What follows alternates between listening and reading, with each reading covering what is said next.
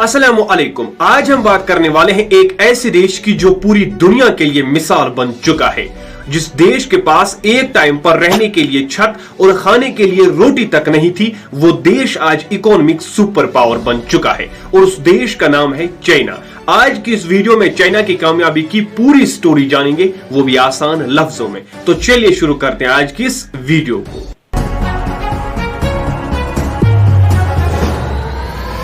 जब चाइना में peoples Republic of China को 1949 में एस्टेब्लिश किया गया, इसके बाद चाइना के लोगों ने कई डिकेड्स तक भूखमरी का सामना किया। पूरा देश एग्रीकल्चर पर निर्भर था, यहां तक कि लोगों ने जीने की उम्मीद छोड़ रखी थी। लेकिन चाइना में ज्यादा देर तक ये गरीबी रहने वाली नहीं थी।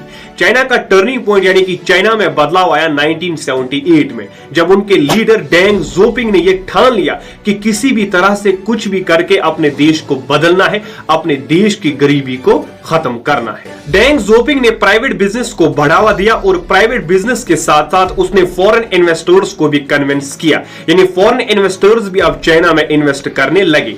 चाइना में स्पेशल इकोनॉमिक जोन्स बनाए गए, जिसकी वजह से फॉरेन इन्वेस्टर्स और भी ज्यादा अट्रैक्ट होने लगे और वो और भी ज्यादा पैसा चाइना में इन्वेस्ट करते गए।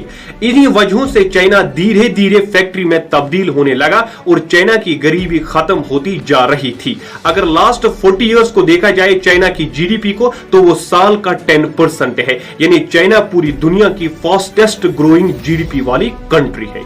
डेंग ने ज्यादातर पैसा इंफ्रास्ट्रक्चर, टेक्नोलॉजी और मैन्युफैक्चरिंग पर लगाया और तब के इन्वेस्टमेंट से आज China electronics, AI, producing products, renewable energy और सारी चीजों का जो दुनिया भर की है, उन सब का लीडर बन बैठा है।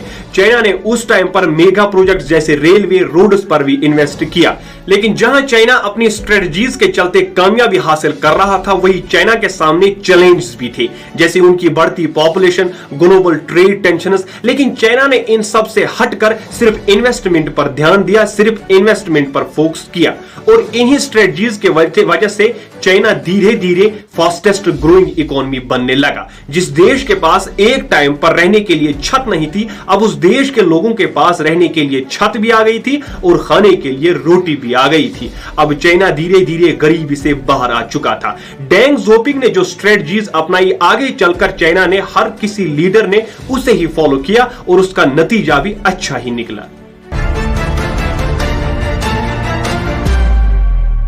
आज की बात करें तो इस बात से पूरी दुनिया वाकिफ है कि चाइना दुनिया की सेकंड लार्जेस्ट इकोनॉमी वाली कंट्री है और चाइना ने बहुत ज्यादा तरक्की हासिल की हुई है। चाइना के आज के जो लीडर है जिनपिंग, वो भी डेंग को ही फॉलो करते हैं। जिन रास्तों को, जिन स्ट्रेटजीज को, जिन पॉलिसीज को डेंग ज़ोपिंग ने फॉलो किया था, उन्हीं पॉलिसीज को आज भी जिनपिंग फॉलो कर रहे हैं और उनका नतीजा भी अच्छा ही निकलता जा रहा है। आज के समय चाइना 18% का कंट्रीब्यूशन देता है ग्लोबल जीडीपी में। चाइना आज के समय मैन्युफैक्चरिंग हब बन चुका है। दुनिया की आधी से ज्यादा चीजें, स्मार्टफोन्स हो, इलेक्ट्रॉनिक व्हीकल हो, एआई हो और भी बहुत कुछ, ये सब चीजें चाइना में बनती है। चाइना की बड़ी सिटीज जैसे शंघाई, शेंज़ेन, ये पूरी दुनिया में कामयाबी के सिंबल्स है। आज की डेट में चाइना ने बहुत ही ज्यादा तरक्की हासिल की हुई है। जहां आज के समय पूरी दुनिया भर की कंट्रीज एआई में लगी हुई है कि आर्टिफिशियल इंटेलिजेंस क्या है, वहीं चाइना आर्टिफिशियल इंटेलिजेंस में बहुत आगे निकल चुकी है। यहां तक कि स्पेस रेस में भी चाइना पीछे नहीं है, बल्कि जिस तरह हमारे देश ने चंद्रयान 1, 2, 3 को और भी बहुत सारे मिशन को अंजाम दिया है, वैसे ही चाइना ने मून मिशन, यहां तक कि मार्स मिशन को भी अंजाम दिया हुआ है।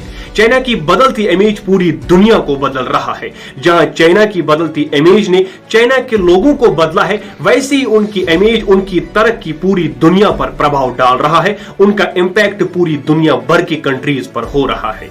2020 की रिपोर्ट में चाइना का कहना था, उन्होंने कई हद तक चाइना में गरीबी को खत्म ही कर दिया है।